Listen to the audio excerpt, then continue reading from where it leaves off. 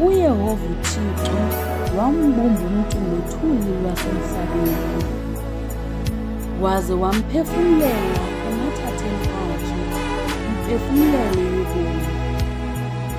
Umntu ke waba ngumphefumlo ophilileyo.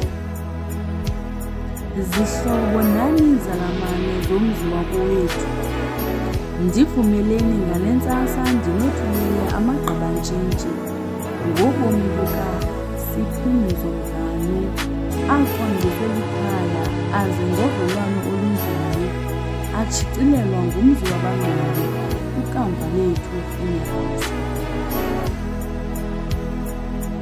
Ukuphuma kwelanga.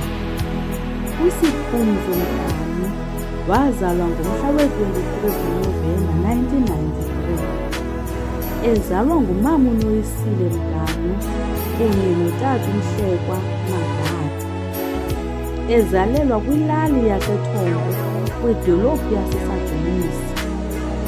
Yena ke ube ngumntwana wesihlanu kubantwana abathandathu. Emini emaqanda ufunde amabanga akhe aphantsi eAitombo Junior Secondary School, apho aphume khona wayokuxelengela inyama kwelaseMthatha. Ukutshona kwelanga. Usuke kukufa emva kwemvukelo ngomhla we-29 Matshi 2024. Ushiya ngasemva abazali bakhe, abantakwabo abahlanu kunye nabatshana bakhe abasibhozo. Kumlambo Xolo Xotse, Mdindi, Xhaphazelezi, Mthwakasile, Sukude, Mkhondwana, Santsane, Mbilamagwala, usizimele besisajonge imfundo, kodwa ke siyakukhulula. Hamba kakuhle, siyohlala sikukhumbule.